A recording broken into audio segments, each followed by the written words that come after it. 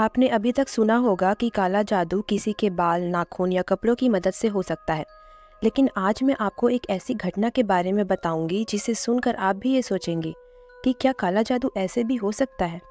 ये घटना है बंगाल की, जहाँ काला जादू सबसे ज़्यादा किया जाता है और इस काले जादू को सीखने के लिए लोग किसी भी हद तक जा सकते हैं। ये बात इस कहानी से साबित हो जाएगी। बंगाल के एक छोटे से गांव में अचानक छोटे बच्चों के गायब होने की खबर आग की तरह फैलने लगी थी। 6 से 8 साल के बच्चे लगातार गायब होते जा रहे थे और उनकी गुमशुदगी के पीछे का कारण किसी को पता नहीं चल पा रहा था। लोगों ने पुलिस का सहारा लिया और अपने बच्चों को ढूंढने के लिए कितनी कोशिश की, लेकिन पुलिस भी बच्चों का पता नहीं लगा पाई। उसी गांव में 8 साल का बच्चा माधव किसी बीमारी से जूझ रहा था और उसकी हालत बहुत ज़्यादा खराब थी। उसके दादा वैद्य थे और वो लगातार अपने पोते को बचाने की कोशिश कर रहे थे, लेकिन आखिर में उनके पोते ने उस गंभीर बीमारी के चलते अपना दम तोड़ दिया। अब उस बच्चे का अंतिम संस्कार करने के बजाय उसे दफनाने के रिवाज को माना गया और माधव के शरीर को घर से कुछ दूरी पर दफन कर दिया गया। हर रोज उनके परिवार का कोई सदस्य उस जगह पर जाता और देखता कि कहीं जानवरों ने माधव की लाश को बाहर तो ना निकाल लिया है। लेकिन एक दिन जब माधव के दादा उस जगह पर गए तो उन्होंने देखा कि उस जगह को खोदा गया था, क्योंकि मिट्टी उखड़ी हुई थी। इसलिए उन्हें अंदाजा हो गया कोई जानवर तो ऐसा नहीं करेगा। ये सबसे पहले उनके विचार में आया, क्योंकि जानवर वापस से उस गड्ढे को बंद नहीं करता। इसलिए उन्होंने फौरन उस जगह को खोद दिया और जो उन्होंने देखा वो देख उनकी रूह कांप गई। वहाँ माधव की लाश तो थी, लेकिन उसका सिर कटा हुआ था और सीने को चीरकर उसका दिल निकाल लिया गया था। उन्होंने फौरन इसकी पुलिस कंप्लेन की और पुलिस छानबीन में लग गई, लेकिन उन्हें पता नहीं चल पाया कि आखिर ये सब किया किसने। वहीं गांव में और भी बच्चे गायब हो रहे थे, जिनमें से एक का नाम था राजेश। वो भी 8 साल का बच्चा था, जो एक शाम अपने 2-3 दोस्तों के साथ खेतों में बॉल से खेल रहा था। खेलते हुए अचानक उसकी बॉल फसलों के बीच चली गई और राजेश उसे लेने के लिए खेत में उतरा। ऊंची फसल होने के कारण राजेश वहां दिखाई नहीं दे रहा था और उसके दोस्त उसका इंतजार कर रहे थे। राजेश फसलों के बीच बॉल ढूंढ ही रहा था कि अचानक पीछे से किसी ने उसके मुंह पर बोरे को डाल दिया और उसे बोरे में भर लिया और उसे रस्सी से बांध भी दिया। राजेश चिल्ला रहा था और उसके चिल्लाने की आवाज़ उसके दोस्तों ने भी सुनी, लेकिन वो डर कर भाग गए और उन्होंने ये बात अपने माता पिता को बताई, जो पास में ही खेत में काम कर रहे थे। वो लोग राजेश को ढूंढने के लिए आए, लेकिन तब तक राजेश को ना जाने कौन ले गया था। गांव वाले हर जगह राजेश को ढूंढ रहे थे, लेकिन वो ऐसे गायब हो गया जैसे उसे धरती निगल गई हो।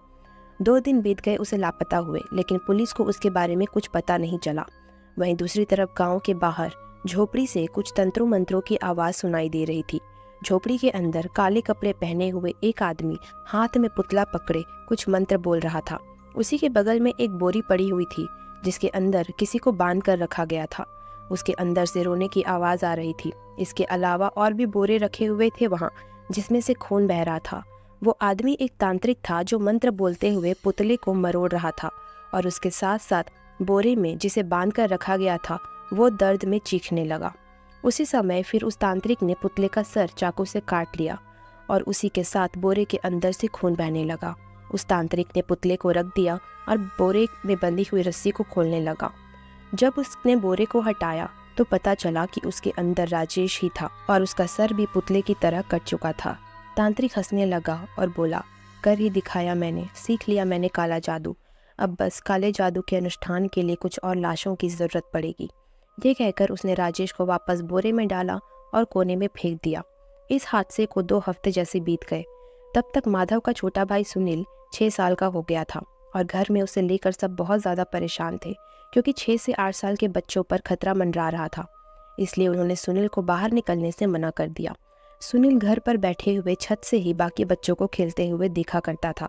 उसका भी मन होता था बाहर जाकर खेलने का, लेकिन उसके घर वालों ने उसे साफ मना किया हुआ था। वो एक बेटा खो चुके थे और दूसरा नहीं खोना चाहते थे। फिर ऐसे ही एक शाम जब सुनील छत पर था, तब उसने घर से कुछ दूरी पर काले कपड़े पहने हुए उसी तांत्रिक को थैले में कुछ लेकर जाते हुए देखा। वो ठंड का मौसम था, जिस वजह से शाम में अंधेरा जल्दी हो जाया करता था और घर के बाहर कोई नहीं होता था। सुनील ने देखा कि उस थैले से लाल रंग की कोई चीज़ नीचे टपक रही थी। उसने ये बात जाकर अपने दादा को बताई और वो भी ये जानकर हैरान हो गए। वो सोचने लगे कि ऐसा कौन आदमी है उनके गांव में। उन्होंने सोचा कि इस बारे में पुलिस को बताना सही होगा। अगले दिन वो पुलिस के पास पहुंचे और पुलिस को सब कुछ बताया, जिसके बाद पुलिस गांव के आसपास उस आदमी को ढूंढने लगी।